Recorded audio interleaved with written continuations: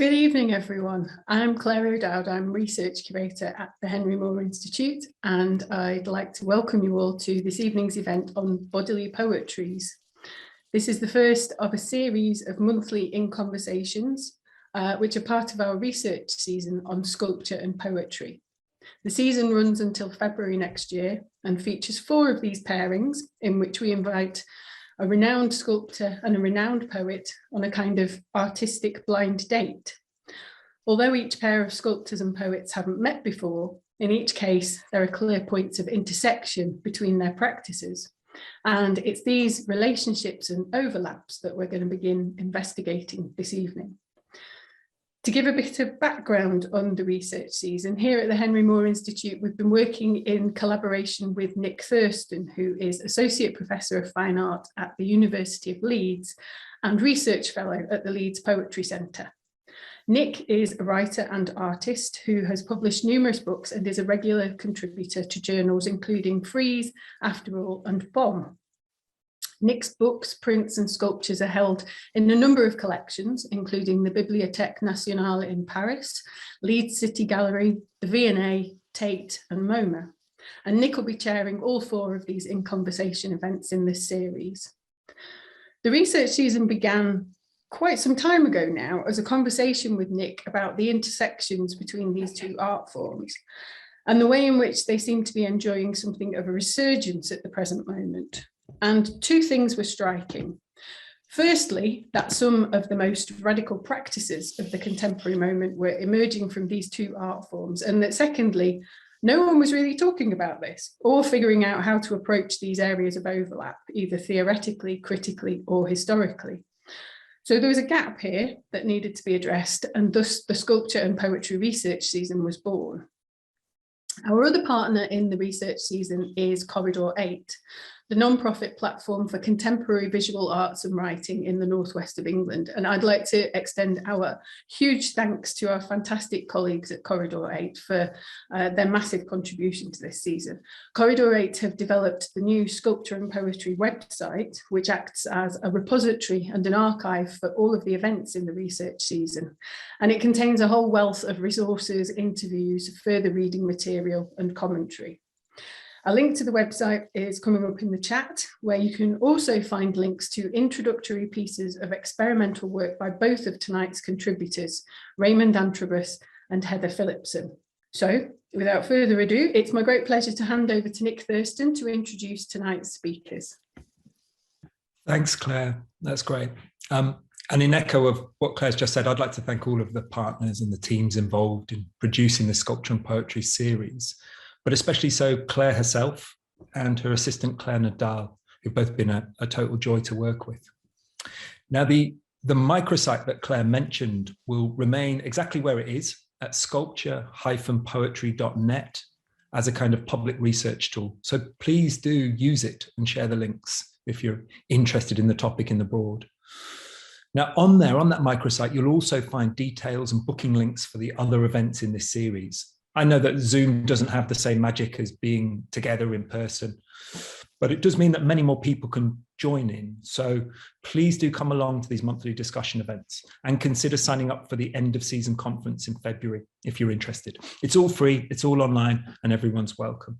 I'm just going to say a couple of words about how it's going to work this evening. It's a bit of an experiment, or at least our first run. I'm just here as the chair or the moderator. I'll be asking some questions to just prompt the conversation. And I'll do some steering throughout to help our guests stay at least roughly on topic and to make sure we keep to time. I'm also going to ventriloquize any questions that come from the audience. So please do submit your questions anytime via the chat function, and then I'll do my best to represent them.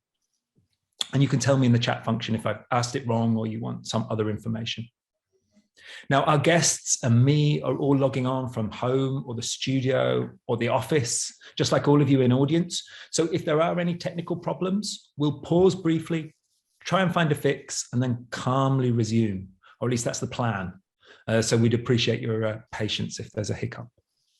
Now, as Claire mentioned, tonight marks the start of a short series of 4 monthly events in the Sculpture and Poetry programme. And as Claire mentioned, these conversations are something like an artistic blind date. I think tonight's a great way of starting this run.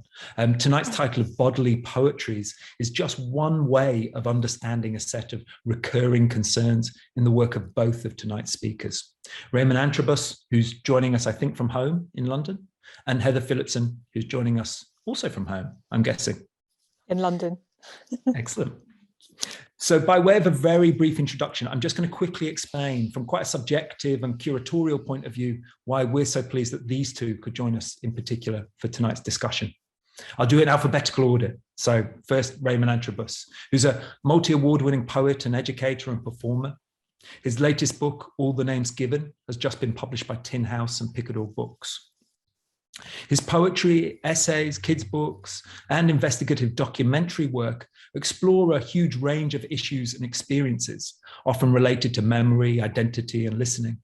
But they're also anchored in a set of autobiographical facts in ways that drive the work to connect his lived experiences to social and political realities in formally innovative ways. One of the anchors for Raymond's practice is the physical, spatial, and emotionally charged experiences of the hearing world, or the embodied feeling of not hearing in standard ways. Across his practice, he's used performance, description, sign languages, closed captions, the lyrics, silences, etc., all to find ways of exploring different degrees of access to the norms of hearing and speaking. It's that breadth of practice and that constant push to work across modes with new forms, to think about the materiality of bodily experiences that made us think of Raymond when we were planning tonight's conversation. And joining Raymond is Heather Phillipson. Heather's also a multi-award-winning poet and artist. Her latest book of poetry was published by Blood Axe in 2019, and her solo commissions for both the Fourth Plinth in the Trafalgar Square and the Duvin Galleries in Tate Britain are currently on show in London.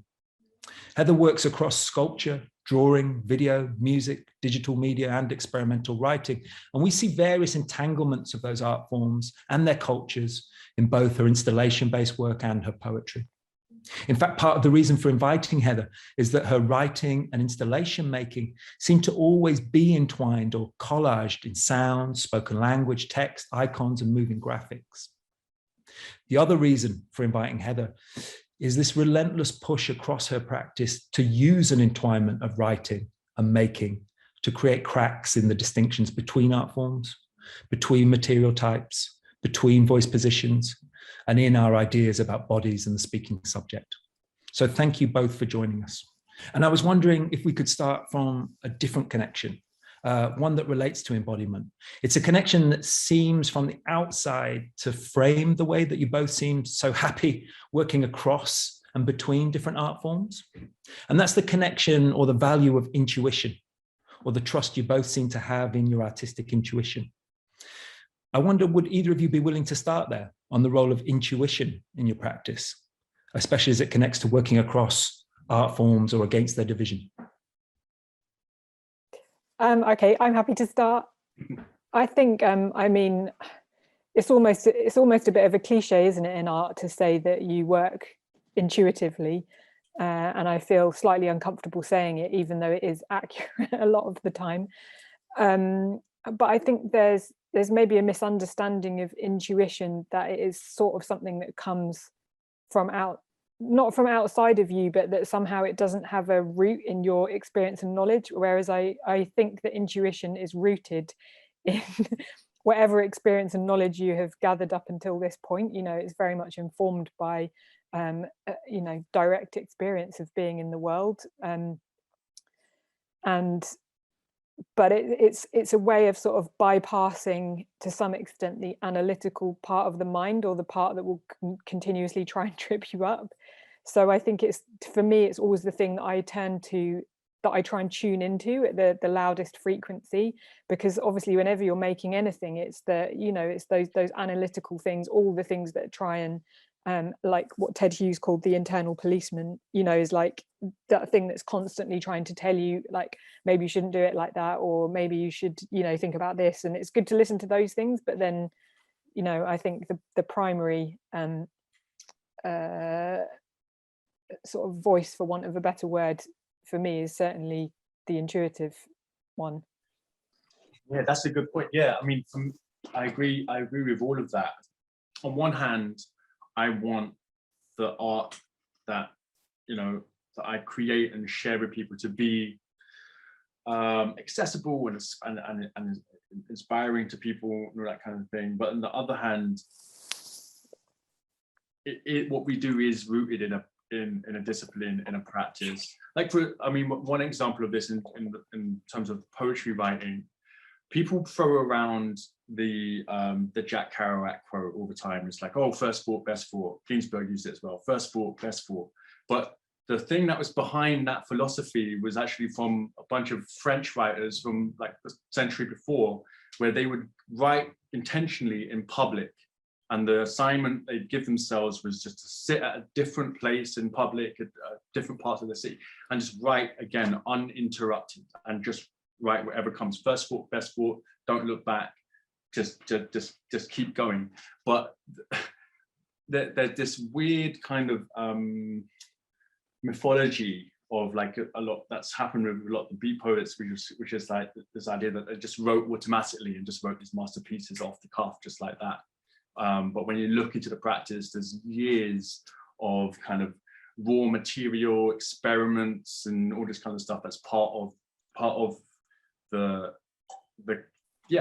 craft, I suppose. So like there is a thing, isn't there, about kind of trusting the intuition. And I do believe, I think, in the practice of being guided by one's intuition, being guided by one's enthusiasm, and a Greek word that literally means responding to the God within you. There's something very exciting and instantaneous about that. But then you also need this other stage, you know, that sometimes comes after the intuition, which is that edit, right?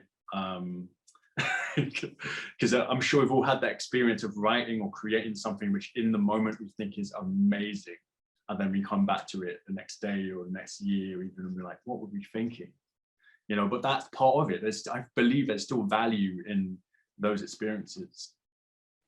Absolutely. And I'm wondering here how that idea of enthusiasm maybe, and that more nuanced version of intuition, Heather, that you're talking to, that combines the analytical, the experiential, etc., and refines something like judgment, how those things connect to the confidence that you both seem to have in working across art forms.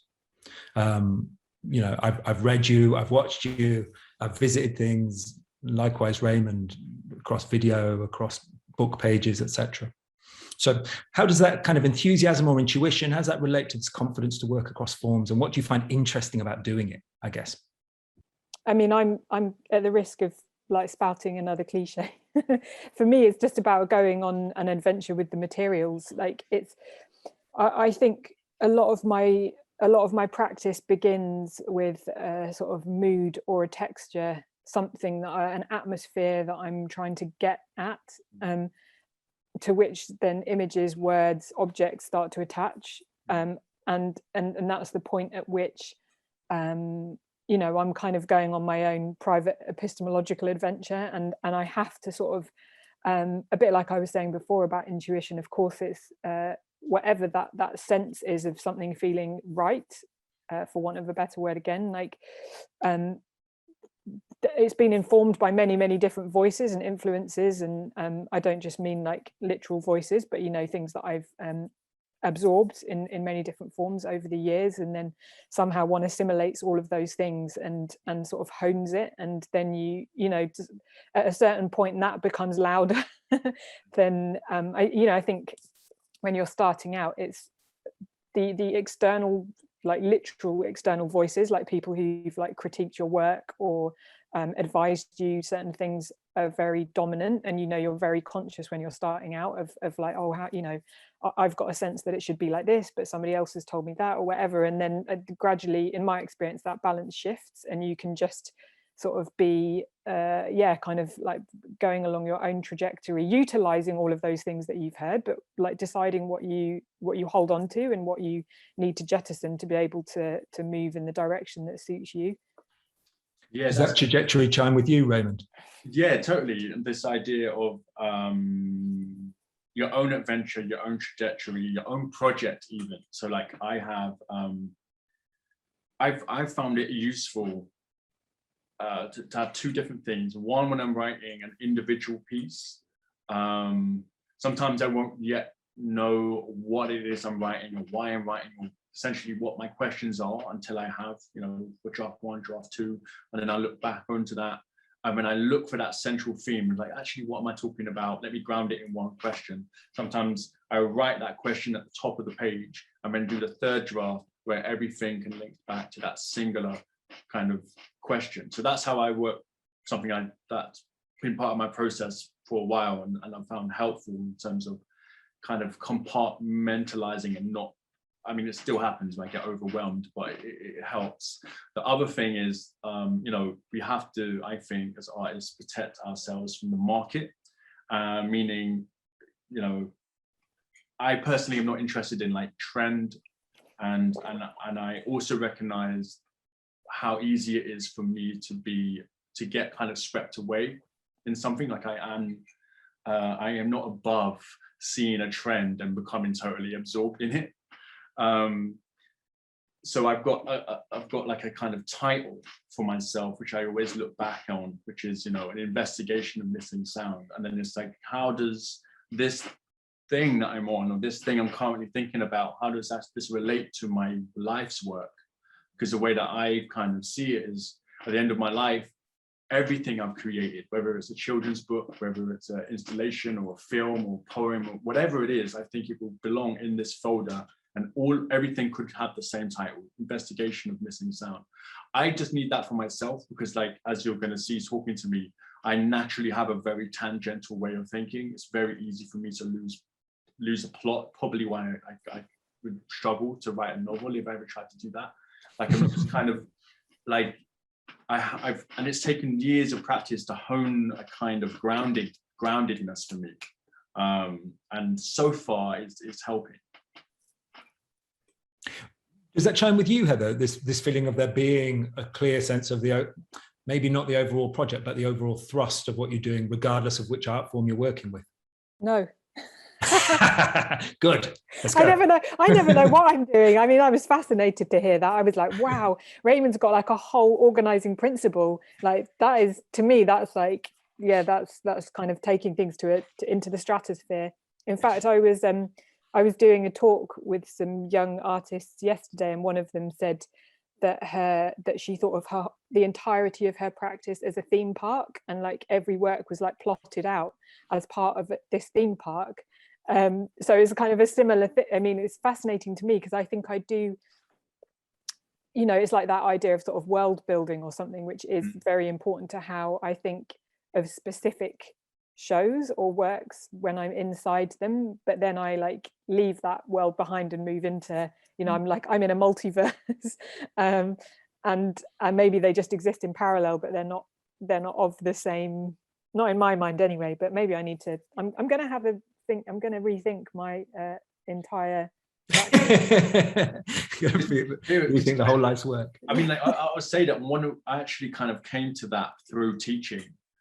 So I studied learning and how learning happens for 2.5 years, and then I spent a year in a classroom practicing all that I'd learned about the theory of learning. And so there was a big thing I did, which really made an impression on me. I really saw how it worked around the idea of having overarching pedagogical metaphors, so that all of your lessons,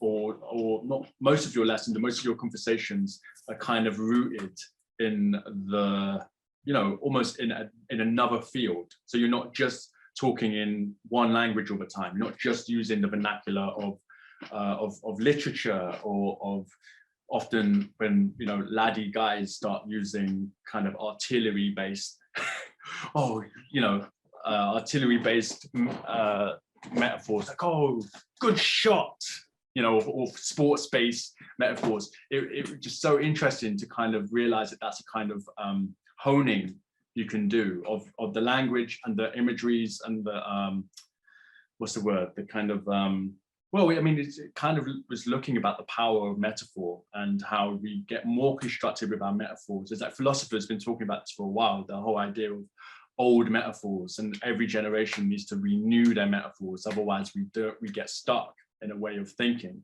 So that whole Ken Robinson thing where he's like, our metaphors for schools, for example, as factories, is an outdated mode, and it's actually prohibiting us from imagining what other models we can aspire to. So that's kind of where, you know, a lot of my own kind of art-based practice has in fact been inspired by these professors of learning, professors of teaching. It's really interesting. And I'm just wondering, while we're on this question of the way we use language, well, I guess one of the things I'd really like to tease out tonight are your different experiences of writing in different modes for different audiences, and the way in which I think I'm right in guessing that you seem to sort of both borrow and move techniques from across different registers, deploy them in different ways for different contexts, kind of almost like versioning aspects of projects for different situations. And so, and how that connects to different kinds of writing that you do in the way you think about your own practice and what you say out loud to publics. That's a very big prompt, and it's only a cue, not really a question. But would anyone like to pick that up? I think I need to think about it for a moment, because it's okay. I mean, I one thing I would like to do maybe is show something that demonstrates like the kind of, I don't know, the kind of ways in which some ideas around my poetics have expanded into other forms, particularly visual forms. So the last book I wrote, it's called All the Names Given. I utilize captions and something that I guess I'm calling for now imagined sounds, which is where I just write the captions down, and then those captions, which obviously you can't literally hear, but it invites readers in to imagine that sound. And it's part of the idea was inspired by the deaf sound artist Christine Sun Kim. But I'll show you a video that I've had made of a poem, and how hopefully it will demonstrate how it can work. This idea of poem and captions, and thinking of a poem as a visual kind of experience, or an immersive experience. Let's see. Okay, so I'm just about to share screen. All right, so some context I'll give to this is it's called, what is it called? I've written quite a few of them. Horror Scene as Black English Royal. And I wrote this when I was in a hearing aid clinic. I'm deaf. Hearing aid clinics are a big part of my life, and it was in 2019. It was just announced that the royal baby was about to be born, the first one, and then it was on a news up. It was on the CNN news, and the news was on mute, but I was reading the captions. And then one of the headlines on the CNN was, "How black would a royal baby be?" And then so I just, I thought it was so bizarre that I just had to try and do something with the experience, not just the idea, but the experience. And this is something, hopefully everyone can hear this.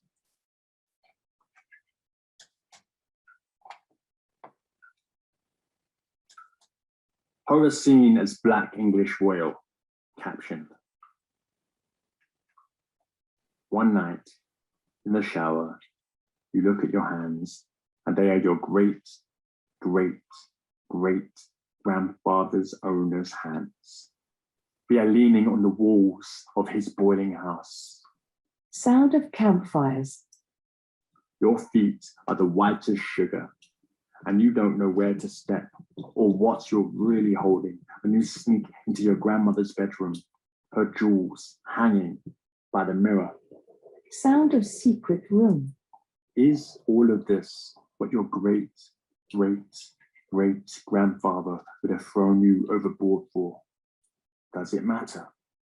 Does your blood have to make all this old centurion noise? Sound of fractures. You won't strain to hear who or what is at the bottom of the ocean. What ship will turn, sink, rot, burn your mouth when you speak your reparation Sound receipt. of sinking.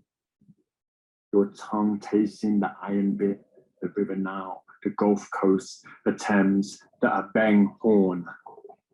When you cry, what rhythm the crown? What is this sound erupting from the whitest black blood in the land?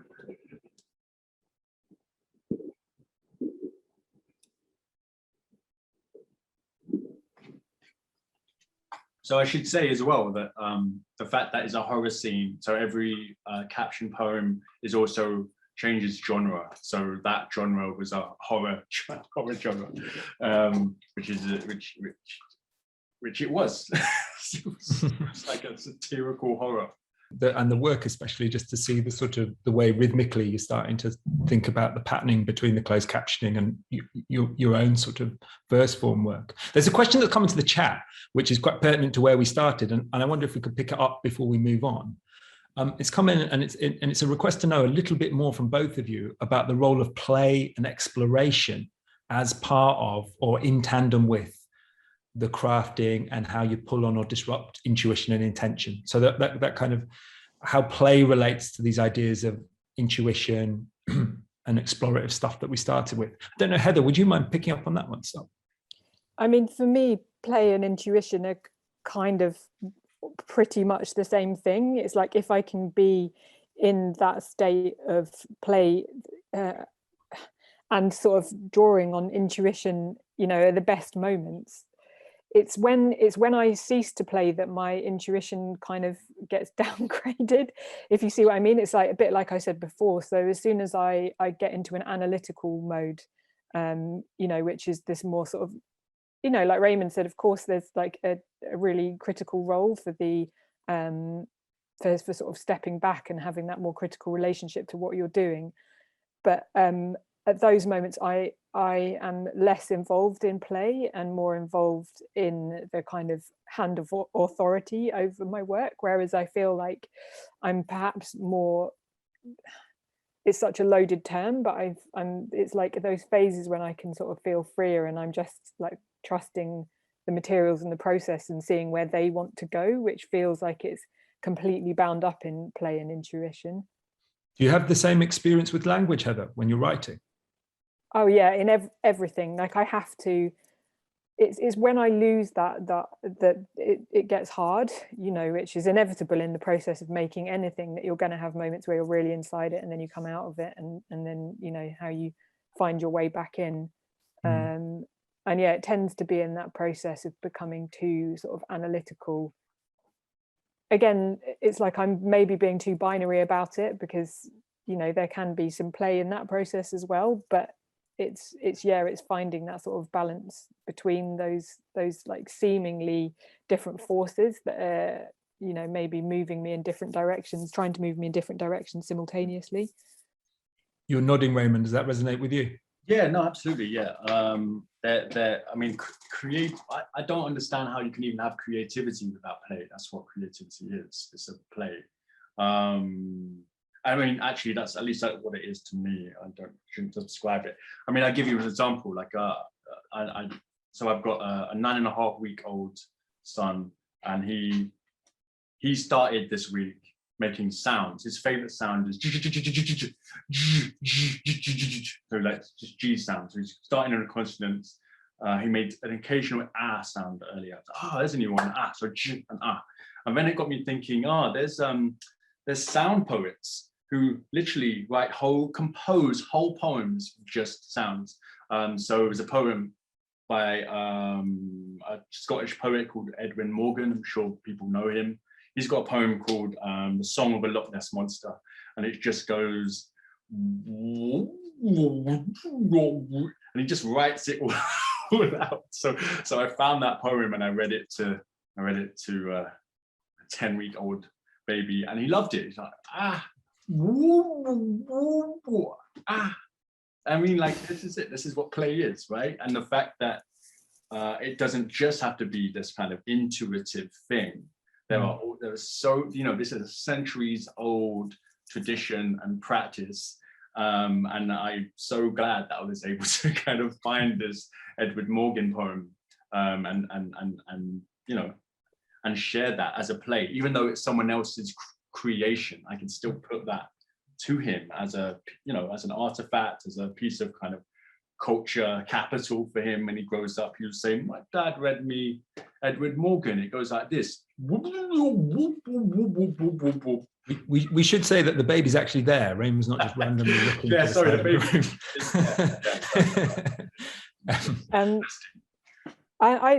because I think of play really as being something, and maybe this is sort of something that I was getting at, but didn't explicitly manage to, the point I didn't manage to reach, but like that play is, for me, play doesn't have a fixed goal. Like play is the end in itself.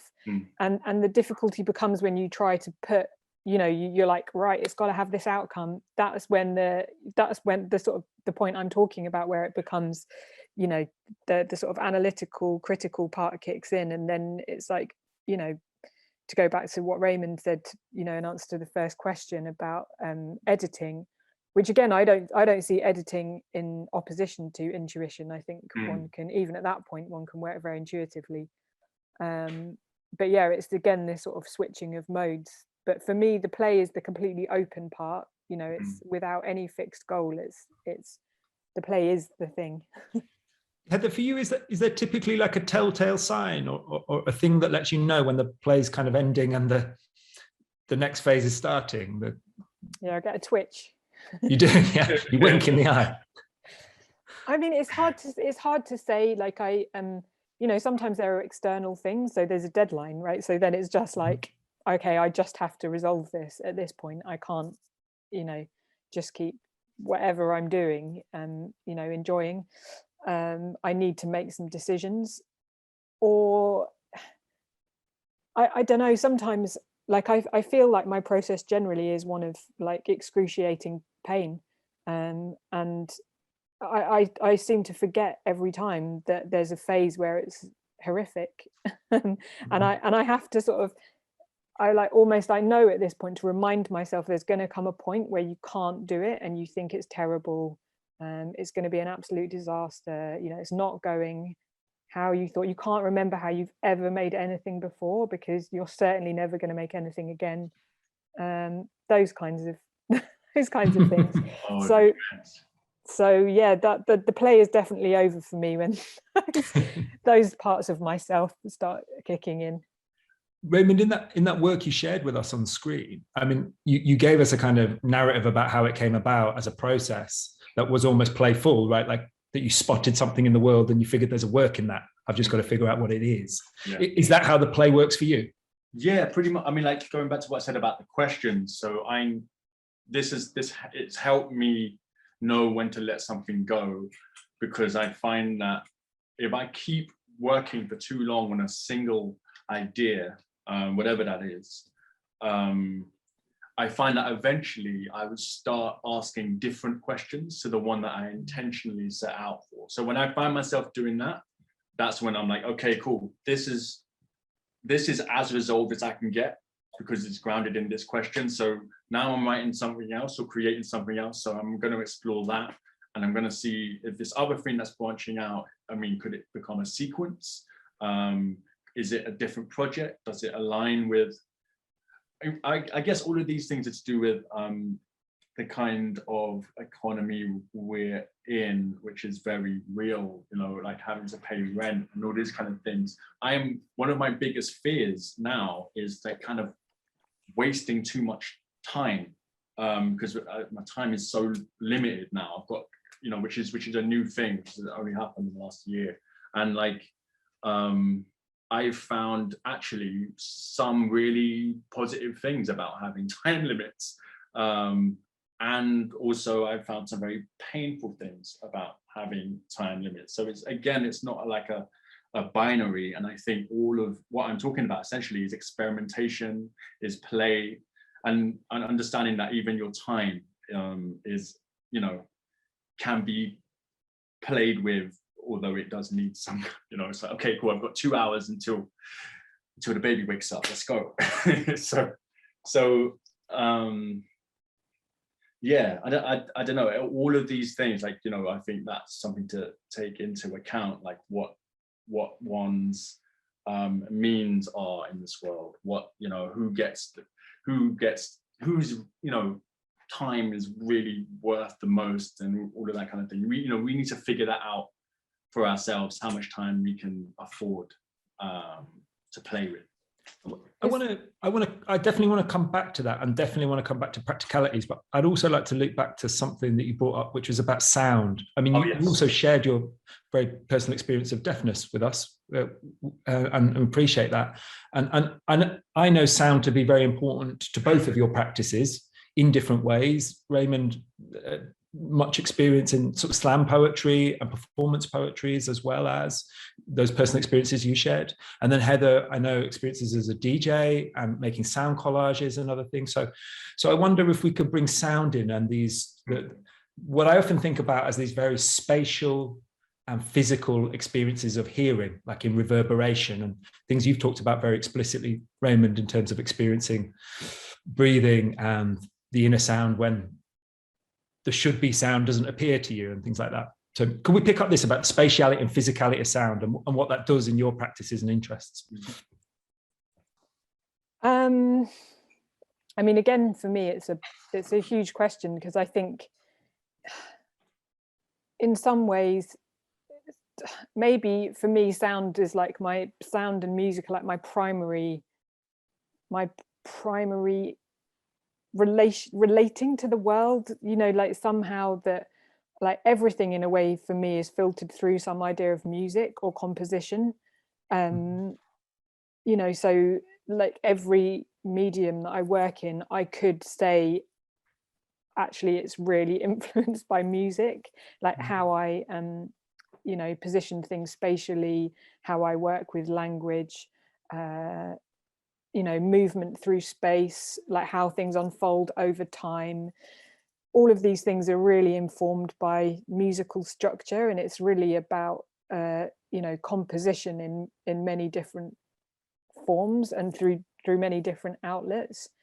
And you know, it's like, I'm particularly interested in sound as something that penetrates the body, you know, that you feel that not only enters the ears, but that, you know, you feel in your gut, that has a very kind of visceral reverberation throughout, you know, your physiology, which you don't get with, you know, things that you experience through your eyes, or even through your hands sometimes, you know, even through touch. You're not there's not the same experience of touch, of something physically entering you, that you have with sound.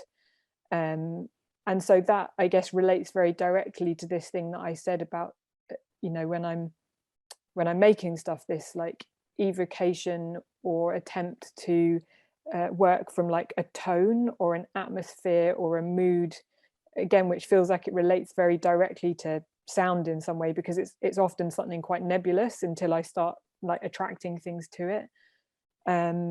Rhythmic structures, you know, in terms of like making videos, even like, not even, but punctuation, like I'm a massive like punctuation fan, you know, which if you think in terms of like beats and interruptions and yeah, pauses, you know, really, when I think about anything, I could talk about it in musical or sonic terms. Right.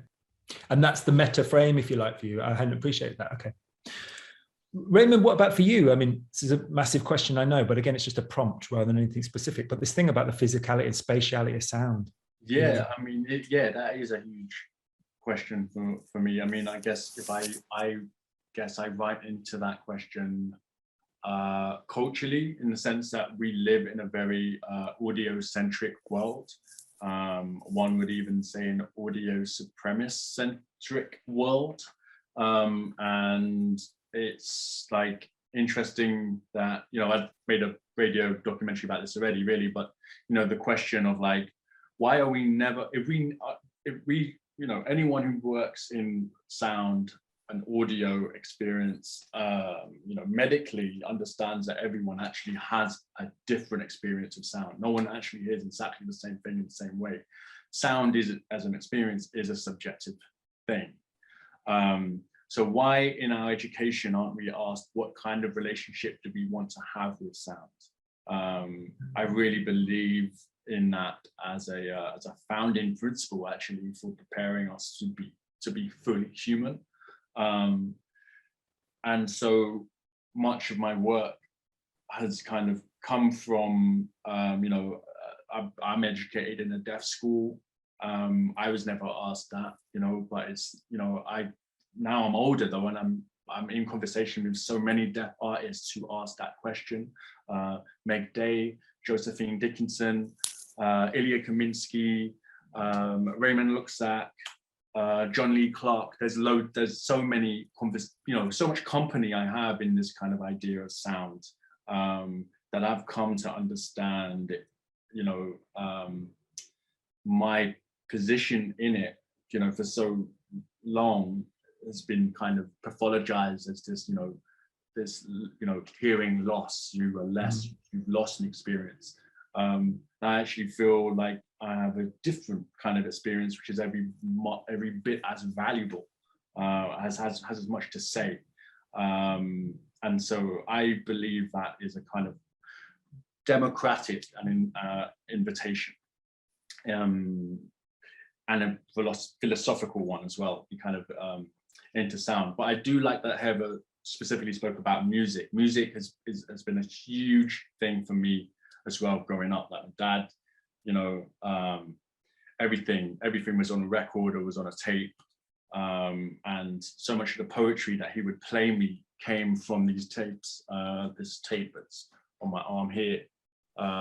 So yeah, on this tape he would record loads of dub poets, mainly like Linton Kwesi Johnson and Miss Lou and Jean Binta Breeze, and he would play the tape and watch me as the poems are being recited and performed, and my dad would laugh because he's a Jamaican and he understood the patois that's in it. I did not. I'm his British son, and I'm just looking at it like, wow. And so he then, when it became this exercise, so he would, a line from Miss Lou: "What a devilment in England, and raise war and curse the worst, but then wondering how they're going to stand colonization in reverse." So it became this, again, going back to play. That's kind of what it was, and music and sound has been a really grounding and important and soulful tool for me in my development as a human as well as an artist. So can I ask a really, maybe this isn't, I don't hope this isn't an unfair question, but because it might be a bit, maybe it's massive, but what is it then about the page and writing and textual language that you kind of want to do that you feel you can't do through spoken word and its relationship to those specificities of hearing, not hearing, etc.? I love this question. So because I feel like a whole thing of the philosophy of my work is blowing up the binaries of the written word, of the spoken word, of the page, of the stage. I understand that a book, is going to be a different experience to the performance, and so there are different mentalities. And again, this is where craft is involved, where you learn your page craft, you learn your stage craft, and then you entwine them and you create a kind of hybrid, a hybridity, which I very much believe in. Everything I do is almost about kind of plowing through any kind of purist ideas, because I think the purist ideas have been nothing but detrimental to me and to our species. Just on a really small idea, in this country, we currently still have this strange binary of in deaf education of whether you're going to take your child to a school where they're going to sign, or a school where they're just going to speak. There are very few schools that understand the importance of speaking and sign together, and that was the kind of education I needed that I needed to thrive in. Everyone's kind of has different needs, but I know looking back and even today going into these schools, I'm still seeing these kind of binaries. So my hope is that when I go in there as an artist and I'm sharing my work and I'm showing how I collaborate with interpreters and how I'm using sign, but then also how I'm using the white space in the page, how I'm bringing in everyday experiences like captions, and I'm kind of in conversation with other deaf artists, deaf poets. Like there's a whole world that is kind of, I hope, being affirmed, a whole way of being. But yeah, I'm kind of just skimming the surface. I'm just saying lots there. Something in response to that, which was something about, you know, because your question was something about like the interest in music and how that works alongside somebody who wants to write for the page. And I was just thinking about the musical score, and to come back to like really what Raymond was saying about the Edwin Morgan poem, and I was thinking of like the Earth Sonata by Kurt Schwitters, and you know, this idea of scoring through writing as well, you know, and that one of the interesting challenges when you're writing, to go back to my love of punctuation, is like the accuracy, you know, that as a poet that you'll spend like, you know, 2.5 hours weighing up the relative merits of like a dash and a semicolon, because you're like, how much weight do I want to give to this, like how much pause do I want here, how do I want that pause to feel, you know, how abrupt is it, how do I want it to expand on either side of it, you know, and it is like, you know, perhaps in the same way that one might give a score to a musician. Like I recently read a book of essays by Kai Miller. I don't know if you've read it, Raymond, and he has this brilliant moment where he's writing about an experience of somebody asking him a question that is racist. And what he does is he just drops the text away. So there's like his response is just like half a page of blank, you know, so you feel the weight of his silence in that moment, like how, like the loadedness of that blank space, to pick up on what Raymond just said about like the use of like just an open area in a text, you know, it does become like a score, and it's loaded with sound and feeling, and you know, in the same way that if you get a sudden dropout in music while you're waiting for the beat to kick back in, and you know, you've got the anticipation, it's like, when is it coming back, you know, so it's like all of these devices, you know, they cross over.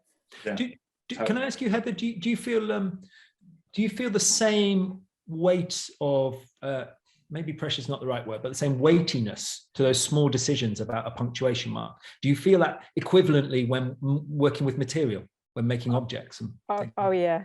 Right, it's I'm the like same. I'm very detail focused. It's exactly the same sort of process, that like everything, which is where working on something really big like the tape is, for somebody like me who wants to be, and also maybe how I end up making something that looks like the show in tape, that is so detailed, is because I am thinking of all of those nuances of every, like the relationship between every part to every other part, which is like music, which is like poetry, you know, like how do these things sit alongside each other? What does it mean to move from that to that, this key change, this like, you know, this line break, whatever, this double line break, you know, this change of stanza. Yeah, it's the same process. Can I ask you about one of those movements that sort of circles back to what I was asking Raymond about writing and speaking, and it is a crude binary, and I'm just going to play devil's advocate, but in your work, Heather, as I've experienced it, there's sometimes scripted spoken language, but of course then elsewhere there are poetries of a different sort. And so what are the different possibilities of like spoken word and the writing that you want to stretch in different ways in different aspects of what you make? It is a big question. I mean, I think for me, I'm quite preoccupied with context. So, you know, which would be partly how when I'm approaching specific physical spaces, like I'm looking a lot at the architecture. I very rarely go into a space and just take something and plonk it in there. I'm always like looking at how things will interact with the architecture in which it's going to be placed. And so I guess that same kind of logic applies to like perhaps where something is going to land in terms of whether it needs to be on a page, or whether it's going to be something heard, or like how something goes out into the world, you know. And that's maybe because I put stuff out in so many different formats as well. So I'm really thinking about those formats, like, is it going to be on the internet, is it going to be on a piece of paper, is it going to be, you know, like something that you pick up in a gallery. And so I guess also, you know, like there's an idea of poetry, like poetry is a parallel language. Like we think of it, say we're reading poems in English, we think it's in the same language that we know and understand, but it's not, because poetry is sort of working against that language. You know, and I guess there's like different ways of working against that language, or like, you know, trying to find the cracks in the system. And sometimes that comes for me through like slippages in sound, or it can come through how it sort of moves across the page.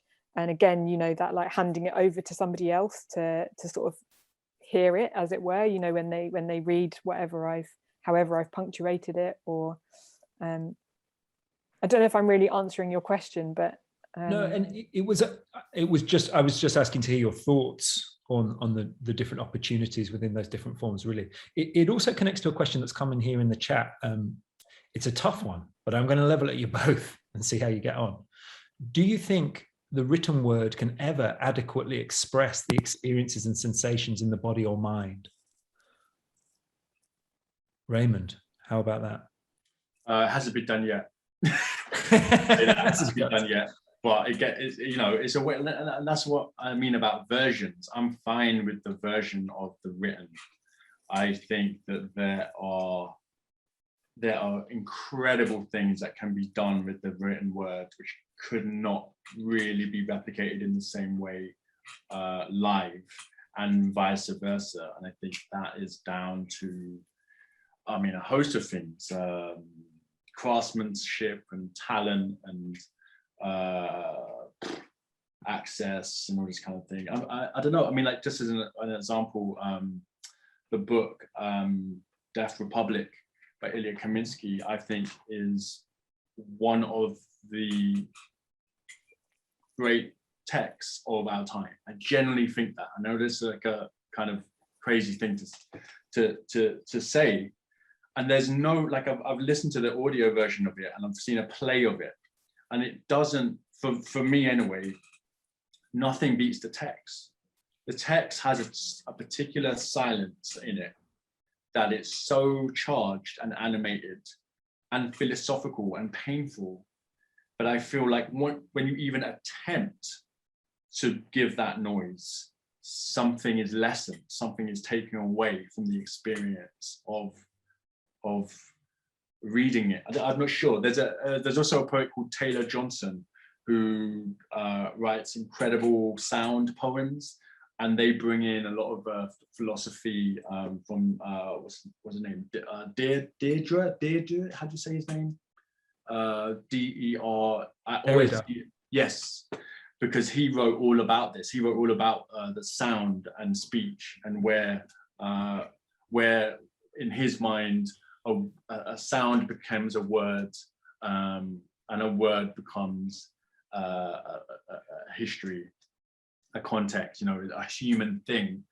You know, he's written books and books on it, and so this poet Taylor Johnson has a book called Inheritance, which really plays with that idea. And there's, as it stands, it only exists right now, that book as a book, and I would be so curious to see someone even attempt to animate the sound, literally create a sound with it. You know, because the same thing we're talking about, you know, John Cage and what he did with his score of silence. It's like it's performance art, but it's also,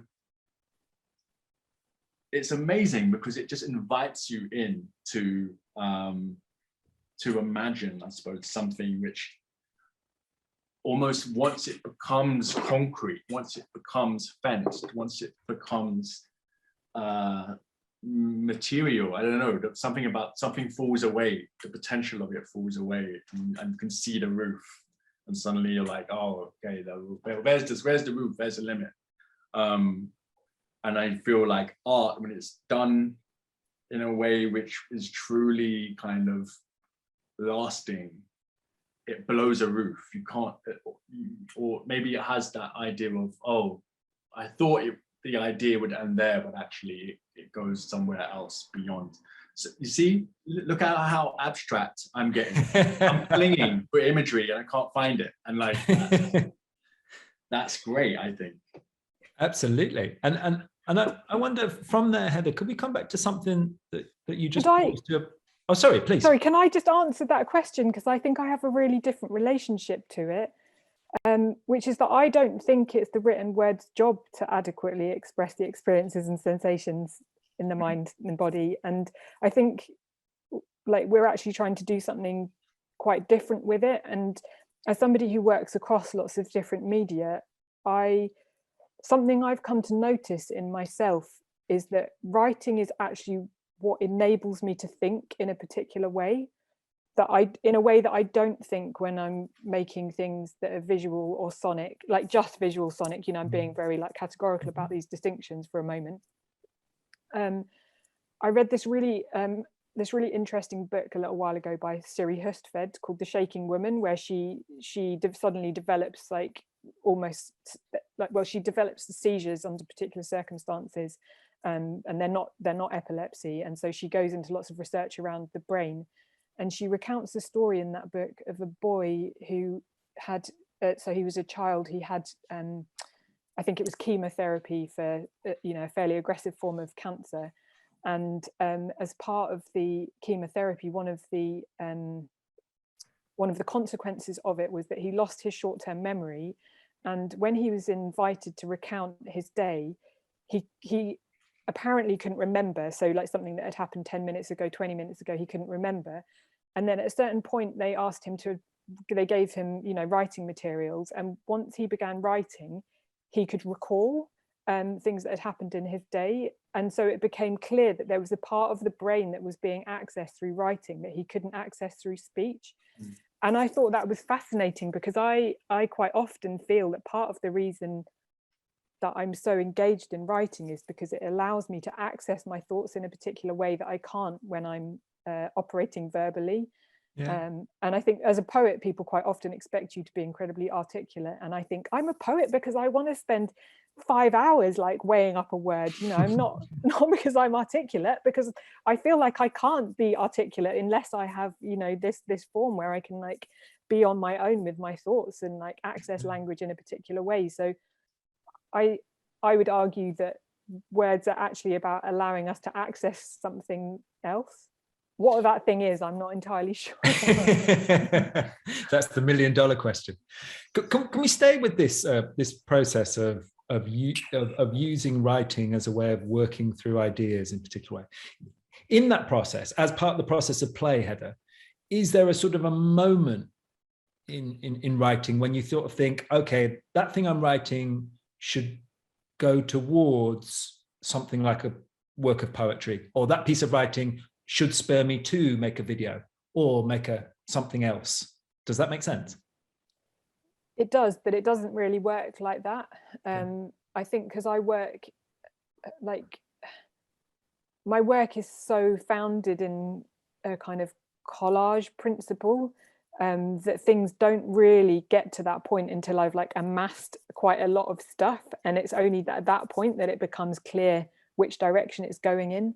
So that might be like fragments of music, images, things I've culled from here and there, bits of objects. There may be text in it, there may not be. And then other times, the other way around, there may be phrases that then get things stuck to them, which may then accumulate a lot more language, so then it will become, maybe it is the same thing.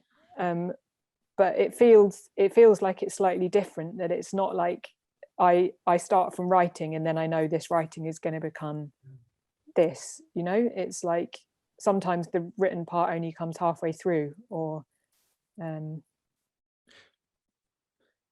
Is it the same for you, Raymond, working across whether the thing might become a poem, might become, I told you before, I've got your kids' book and things like that for my daughter. Yeah, I mean, even the kids' book started as a poem. It was a failed poem. It was like this doesn't work in this form, because a poem is often a distilled moment or a distilled feeling, a concentration of something that is, you know, very kind of micro, that has a macro potential or desire. I mean, it's going to transcend or create, you know, epiphanies or whatever. I realized that with this poem, the reason it wasn't working was because it had so many different stages to it. It was a story, and I thought the way that I would tell that story, because I told that story to students for years, and then I kind of finally thought, oh wait, actually there's a structure here I can create, and I just kind of chanced it, and it worked out. But like, no, you know, that whole process was play, it was risk, it was a whole heap of time wasting as well, because I spent a year on that poem, you know, which just ended up not, you know, being what I thought it was, and then became a totally different thing. And this has happened to me again recently. I'm writing prose at the moment, and I'm like, this is so interesting. I've always kind of kicked against any idea of writing prose, but I'm seeing now that I've got something which needs to be prose. There's a reason it's prose, and it's one that, you know, I'm like, okay, yeah, poetry can't handle this. And I don't mean that in a kind of competitive way. I just mean it's just different, you know. And so we just, yeah, continue. I mean, if I was to show you my my notebook, like, and where an idea begins, just an example, there's no real order here. It's just kind of quotes like this. Sometimes I sit down and start writing something really quickly, and I try to follow a thought all the way through without judging it. And then sometimes I write quotes. I picked up the Bible the other day, and I came across this line that says, it was something, I wrote it down somewhere. It was, when you hear a man confessing, you know that he is not yet free.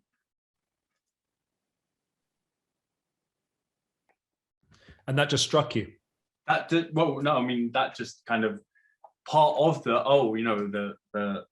kind of, really talking about intuition, again, going back to that, is also intuitive to pick up something that was near me, like the Bible, pick it up and be like, how can I, oh, look, a word, you know, we can also use, you know, it doesn't have to all come from the singular great mastermind. So I love what Heather was saying about having this kind of collage-y process. I also feel very, very much like, you know, when you're engaging with, I guess, like capital L literature, capital A art, which just means like you are trying to have a conversation where it's not just about you and your thoughts and your diary. You're trying to have a conversation with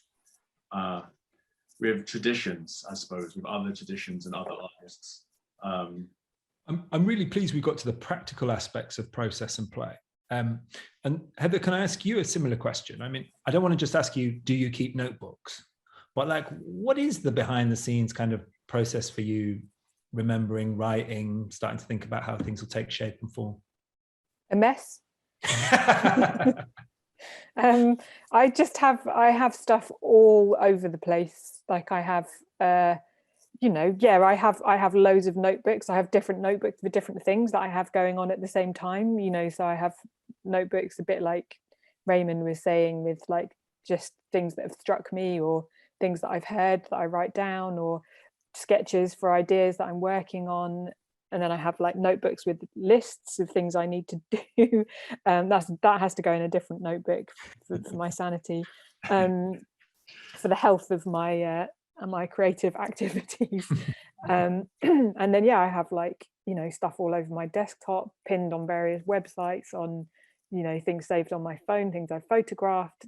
I mean, it's interesting hearing Raymond talk about this overarching principle, because it's really made me think that this is a very, very good idea. I would maybe bring some order to my chaos. Whilst with this question of practicalities, one thing I'm really hoping we can talk about in the context of sculpture and poetry, but broadly the idea of working between different art forms that come with different industries, different expectations, different timelines of production and stuff like that. Could we talk a little bit about that? I don't want to put anyone on the spot. I don't want you to reveal anything you're not comfortable sharing, but could we talk a little bit about your different experiences of working in different art industries or creative industries, and like how easy or difficult you found it to move between them, or where you found friction or ease in doing so? Raymond, would you mind starting? Sure. So like you're talking about, you know, real world practicalities about living as an artist. But also how that relates to your sense of your own process and play. Right. Okay. Where's it enabled? Where's it disabled, etc.? Yeah, I think that something that was very clear to me when I had so many jobs. Like it took me a while to be able to commit to just trying to do poetry, and I didn't know how I was going to do it. I just kind of had this realization that I was not going to live a happy life unless I was doing it. And I have had many jobs. Name the job, I probably done it, you know, and I kept losing my jobs as well because I was pretending I wasn't deaf. I was showing up without hearing aids, and I was getting things wrong, and you know, I was just people just thought I was inadequate, and actually I was just shy, and I couldn't assert that, like, oh yeah, you need to face me when you talk to me, and blah, blah, blah. Anyway, but it's through poetry and this creative kind of life and process that I have that I've actually developed a self-esteem, because it affirms that, it asserts that what I need to be able to communicate with people as well. Have I found, like, but yeah, like there's a real kind of challenge. I mean, at the moment I'm doing some work with Arts Emergency, a charity who are focused on getting working class people into the arts. Because even in the poetry, when I started getting invited to poetry festivals, I mean, I was like, this is strange, like how monocultural it is, coming from the background that I've had as well. Like my mom is a jewelry maker, so I grew up going to festivals. I basically grew up in Camden Market where my mom sold her jewelry, and she made all of her jewelry herself. And so I kind of, you know, I saw this whole eclectic London community who were not at all monocultural. And then even in the spoken word world, where I would meet actors and comedians, I would meet folk singers and storytellers and poets, and like all of that, like, and it's one scene, one community. But then when I'm kind of moved into like the world of publishing, all of that falls away and gets distilled into this. At first, I would describe like white walls, you know, just white wall in the literature world, which I think has changed pretty dramatically in the past few years, actually. So it's been a real interesting kind of perspective to be in the middle of that change. And, you know, I think people are very skeptical about it because there's also, you know, tokenism is a dangerous thing. For example, it's a dangerous, harmful thing, where you just basically, like, you know, put a mask, like be a black face or you know, or a disabled face or whatever, and point to that one point and say progress. This is the one example of progress we're gonna, you know, or the one working class example. It's like, oh look at Grayson Perry, everybody stop, look at Grayson Perry, the one example of if you work hard enough, you can, you know, and that's just not the reality, and that's just kind of, you know, co-opted in this interest, in this kind of way, but it's also very, you know, murky. So I do understand that everything I'm saying right now is just a splurge. I'm not like trying to make any kind of grand points, but I do see genuine, meaningful shifts happening infrastructurally, and I'm seeing more grants go to people, for example, like Arvin courses now do sustainable grants, sustainable practices for people on low income and all this kind of thing. So I hope that continues. I think that I I don't know. I almost said I think I would have had an easier time coming up now, but maybe not, because also social media and the visibility, the competitive visibility feels like super turbocharged and public in a way that I think is new and people are trying to manage. So again, I don't know. I don't really have any grand conclusions here. I really appreciate your honesty. Heather, what about in your case, reflecting on experiences of working between these? I guess you got quite a particular experience of working between a literary industry and what we could roughly call the contemporary art industry, and what they differently afford. Yeah, it's I mean, I was thinking while Raymond was talking, like maybe I think one of the fundamental differences between being an artist and a poet is that as an artist, there is at least the potential to make a living, whereas as a poet, there isn't really. I mean, obviously you can make a living by doing things in parallel to your poetry, like teaching poetry, you know, but almost nobody makes a living just from writing poetry, whereas obviously as an artist, you know, at a certain point there's that potential to generate an income that you can live off as an artist, which is what I do now. But previously, you know, like Raymond, I've had like every dead end shit job going. And the interesting thing about poetry, what's brilliant about poetry is that it can exist in cracks, that you can do it in the margins of other things, and that you can't do that with art actually. So there's like this, you know, both have their advantages and disadvantages. And I think at a certain point, I was able to put a lot more energy into poetry because I had so many jobs that just didn't allow me time to make art. But, you know, I could sit at my computer pretending to write emails and actually be writing poems. And there was something about poetry, that aspect of poetry, that it was this thing that exists in cracks that felt so vital. And I kind of, sometimes I do think I miss the days when I had a shit job and I could write poems, because now it's like I have to compete with having an art practice. You know, it's like I'm competing with my own practice to steal time. Like, you know, I am the tyrant that's like looking over my own shoulder and checking what I'm doing. Do you find yourself struggling for time to write now? Yes. I mean, recently, yes, you know, because if I'm working on something like the Tate, the Fourth Plinth, you know, like commissions of that scale, they take over everything, you know. So like, unless I get a commission, like I've had a couple of writing commissions where there's like a specific deadline, and then I'm like, okay, I just have to fit it in. But I'm not very good at putting those deadlines in for myself if I've got another like massive project underway. But like I just, you know, like I said earlier, that's when I start to feel like I'm losing a bit of my mind, like literally, you know, that like there's the part of my mind that only exists when I write. And if I can't access that, then there's a bit of me that's missing.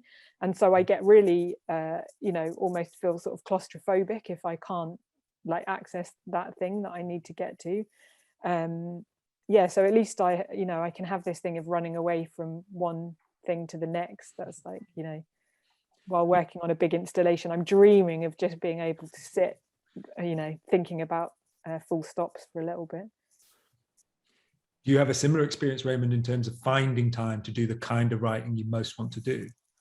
Is it about fitting it in? Yes, mostly, especially now as a parent, of course, but like, yeah, like, the thing is, you know, I wrote so much, actually, like what Heather was just saying. I'll share this. I once worked as a gym instructor, and sometimes lines and ideas would come to me while I was training someone. And what I would do is I would say, okay, let's go to a treadmill. It's going to give you 10 minutes. I'm just going to go to the toilet. I'm going to come right back. I would go to the toilet with a notebook and I would sit down and I would write. I had a manager. The manager's office was had a big window in it, which was looking out onto the gym floor. And he started to see this routine. So Raymond, why about halfway into some of your training session, you just put someone on a treadmill randomly, disappear for like 10, 15 minutes. He followed me once into the toilet. And he stood outside the door while I was writing. He knocked on the door and said, "Raymond, I can hear pencil scratching."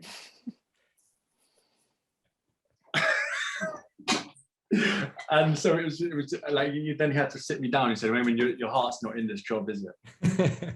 You want to write?" And I was like, "Yeah, I want to write." So get out, stop wasting everyone's time and go write. I mean, I had quite a few jobs after that, but it was like a thing. It was another part of the theme. It was just like, I can't, so much of my writing, I think a lot of my best writing, and by best, I guess, I mean, work which I really feel kin with, is almost done, it's almost kind of come about accidentally, not when I've been at the desk scratching my head, you know, stroking my chin.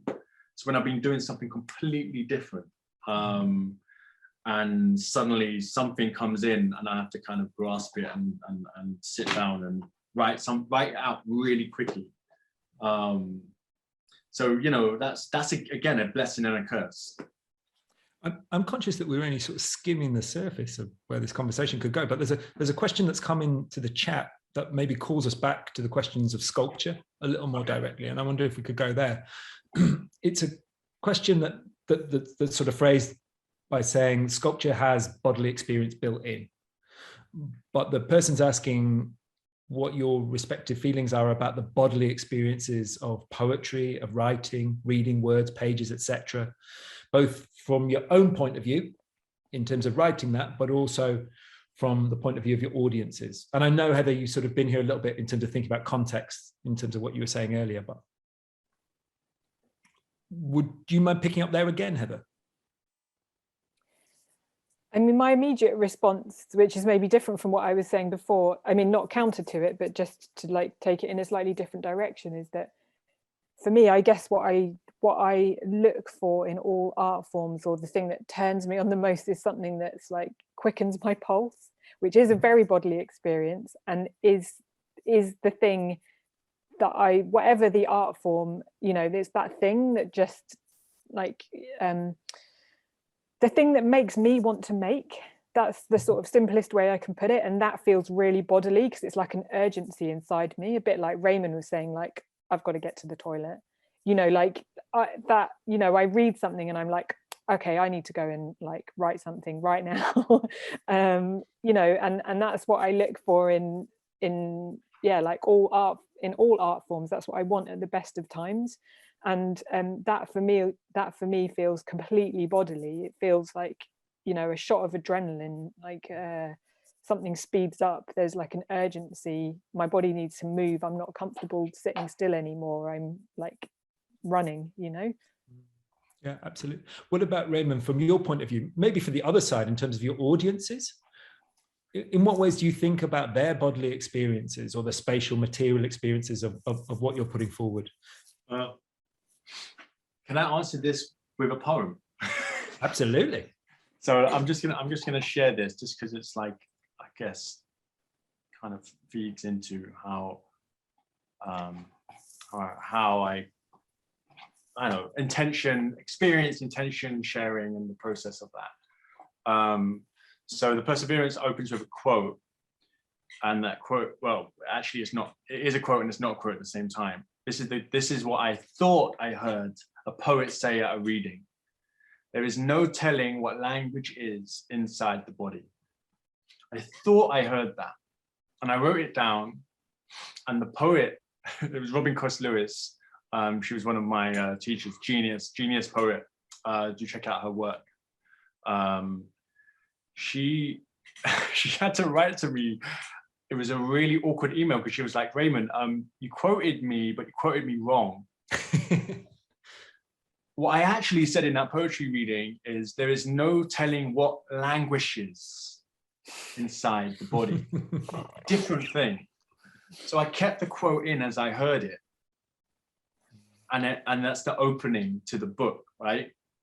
So again, it's like, even though I've had the different experience to everyone else in the room, I honored the integrity of what my experience was, with the hope that it would, you know, resonate still. And then the first poem the first poem, Echo, like, this is a poem I wrote when I went to Barcelona, and my dad had just passed away, and I went to Gaudi's cathedral, and I learned about how Gaudi had created the cathedral as a holy container of sound. And I thought, oh, that's so interesting, like how he's made this assumption of what sound is. And I was having, I was listening on the audio guide through hearing aids, which had to be connected to a Bluetooth, and I had all this technology to help me access this information. And I was like, oh, I wonder if I'm included in this idea of sound. So it's also like the audience participate in anything that we make, because they get to say whether or not they resonate, whether or not, they can find their own way in. And I think there's something, creative and again, democratic about art in that sense. So I wrote this poem just as I left Gaudi's cathedral, and I wrote it all in one go, very quick. It just came out. My ear amps whistle as if singing to echo, goddess of noise, the raveled knot of tongues, of blaring birds, consonant crumbs, of dull doorbells, sounds swamped in my misty hearing aid tubes. Gaudi believed in holy sound and built a cathedral to contain it, putting hearing men from their knees as though deafness is a kind of atheism. Who would turn down God? Even though I have not heard the golden decibel of angels, I have been living in a noiseless palace with a doorbell as pulsating light, and I am able to answer. And I cannot tell you how charged I was when I wrote this. And it just came fully formed, just like that. It's one of the few experiences I've had where I didn't change anything. And those are kind of rare gifts. And the feeling I had was so strong that I think even if someone else read it or heard it in that moment, I would have not given it any mind, because the vision for what it was I was trying to write suddenly narrowed, and I decided to honor a single vision, which was actually a feeling. Yeah. We're coming towards the closing minutes, and I'm just wondering, following on from your misheard epigraph there, Raymond, whether there's anything in the context of a series about sculpture and poetry, about our topic tonight of bodily poetries, if there are things that you've read, heard, listened to, watched, that you think would be good to share with the audience, tips, if you like, or particular works that have been really inspiring for you in thinking about these kinds of topics.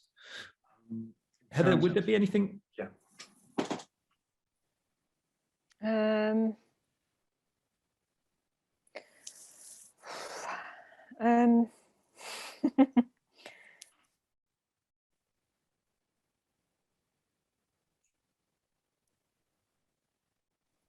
Basically, what's going through my head, to be totally honest, is how am I going to relate this question to Drag Race? How can I make Drag Race be the answer to this question? Drag Race can be the answer. I think Drag Race is the answer to, should be the answer to all questions. And I feel that it does relate very directly to sculpture and definitely to poetry, because there's some of the most innovative uses of language I've ever heard.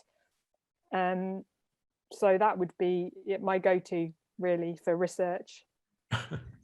It's also the answer to any question I haven't had a chance to ask. Exactly. From the chat. It's the answer to everything. Raymond, how about you? Yeah.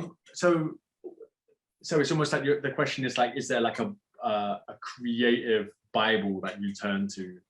Or something that's particularly inspired you to think about questions of materiality, language at full stretch? And it's so much. There's so much that I could say there, but I guess like the thing that comes to mind at the moment, just off the top of my head, Drag Race. No. No, a friend of mine, his name is Jeffrey Mansfield. I really would love people to know the work of Jeffrey Mansfield. He is he's actually an architect, and he designs obviously buildings and monuments. And he is profoundly deaf, completely deaf, no sound, and he is. I worked with him for a week, and he just I don't know. it was something very monkish about my week with him, and the way that he was able to talk about buildings. And we got into this whole discussion about, he was asking me about, my process as a poet. I was asking him about his as a what he would call, I guess, a monument maker. I mean, it's like, okay, great. So how can we collaborate together and make a poem a monument? And like, we're still in conversation. You can follow him online, but his whole philosophy is about bringing, I guess, the interior and physical being of deafness as a culture, as a language, as a history, and sculpting it and creating it, and putting it in the world, making it a landmark, but also making it a building that you walk into and suddenly, what's called deaf space is suddenly created. The building is created with a certain idea towards aesthetics of how sound travels and space, how wide the corridors are, how far you can see someone. It's just a complete different way of thinking. And then going into his buildings were just the fact that someone created something that I'm physically in and going into is like the ultimate installation, which is then part of not just an installation, but it's literally part of a city, its own kind of permanent landscape. I was very inspired by that. So I'd love people to know his work, Jeffrey Mansfield. That's a great tip to finish with and bring us back to space. Somehow we've sort of managed to finish exactly on time, which I have no idea how that happened, and I can't pretend it's good sharing. But I want to say thank you to you both, Raymond and Heather, for joining us, for your time, for your conversation. I really appreciate it. I think it was a great way to start the series. I'd like to thank Claire and their colleagues at the Henry Moore Institute for their hospitality tonight and enabling everything. And thank Lara, Lauren, and the team at Corridor 8 for doing everything to make the microsite and all the parallel marketing happen. There is a conference coming up at the end of this season, and there's a call for papers on both the Henry Moore Institute website and the sculpture-poetry.net microsite. So there's a call for papers. The deadline's coming up very soon, but if you haven't had a chance to submit, please do. Thanks to everyone in audience for joining us. And to be honest, I have no idea how this is meant to end. So I'm going to revert to profound silence and let Adam take over.